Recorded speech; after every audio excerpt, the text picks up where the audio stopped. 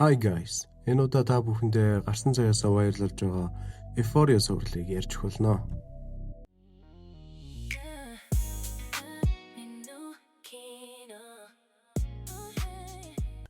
Кино маань хэвлэлдээ божиж буй өрөөг харуулж байгаагаар эхэлнэ. Алдарт 9 сарын 11-ний дэлбэрэлтээс 3 хоногийн дараа 9 сартээс ихэн айрын хэвлэлээс харж анхны өрн болж эцэг гэхээ баярлуулан мэндэлнэ. Гэхдээ Рүй багада бусдаас арай өөр байгааг ээж аав нь анзаарч олон газар үзүүлж янз бүрийн хариулт авч эцэст нь ансаатыгаас олж имийг оол шиг л хэрэглэж хизээ мэдгүүл өөх юм шиг санагдуулдаг болжээ. That's crazy. Рүй чимийн зэнд хүрч дүүний драг хэрэглэн хэрэгсэс төрж заанагс өнтрийг бол ээжийн нүдний далдуур хусган их болжээ. Энэ нь түүнийг аавыгаа алснаас хойш улам даамжирсан юм даа. Гэхдээ газар дээрх ганц дуу жаатайгаа бол их дотн байдаг.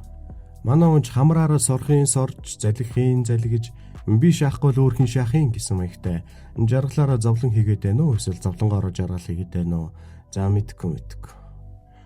Ингээд дүр салхитх үед Рүй маань сэргийн засах төв дэмжлэгэнд явсан байх бөгөөд цэвэрсэн гэсэн токна хүлээн авнаа. Түүний гарахт нь ээж болон дүүн товсон авах ба ээж нь холоос харан зогсон. Гэртээ арих замд нь бид дахин нэгэн гол дүр болох Жүүлстэй таарнаа. Рүй түүнээс харцаад салгаж чаддаггүй. Яг яа гэдэг хаа. Энэ бол Фейж Рүүгийн сайн гэж бас плаг нь. Рүйг доод сэтрүүлсэнс нь болоод Фейжийн санаа зовж байгааг илүү.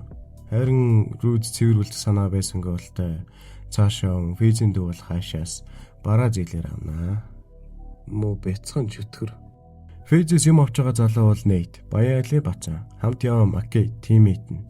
Тэр хоёр өнөөдөр Маккейн болох Парины талаар ярилцах зур замдан таарсан Жүүлсийг өднө.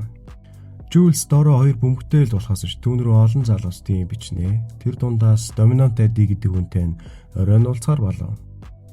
Дахин дүршилжих үед хэсэг охтуудыг харуулнаа. Энэ бол Кейт. Групп дундаас ганцаараа өгнө. Харин энэ бол Мэди, сүргийн манла Альфа бичнэ.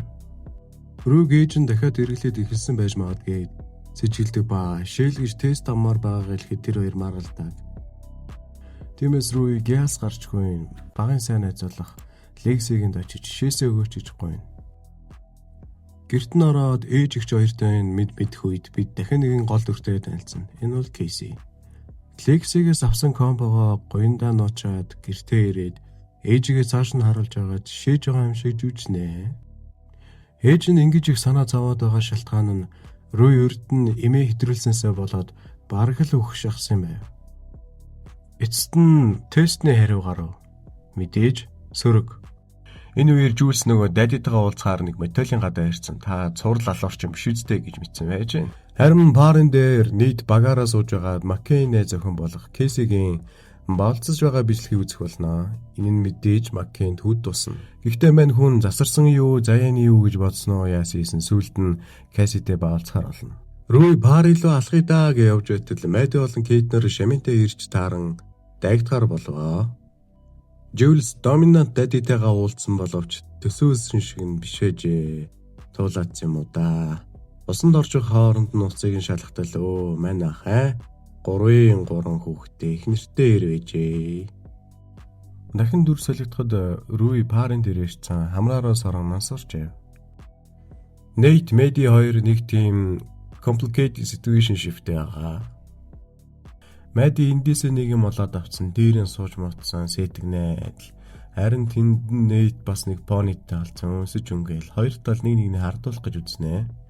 Мэди Нейтийг улам хардуулахын тулд нөгөө залуутайгаа хамт усан саналуу оров. Харин энэ үеэр Кейти охин насын нэг ямааны гураа авах гэж шүлэнгтэй таржээ. Фейз рүү хоёр хай болсон сэтгэлийн хүсээ солилцоод байж байгаа үеэр Парын дээр Жүүлс иж таарна.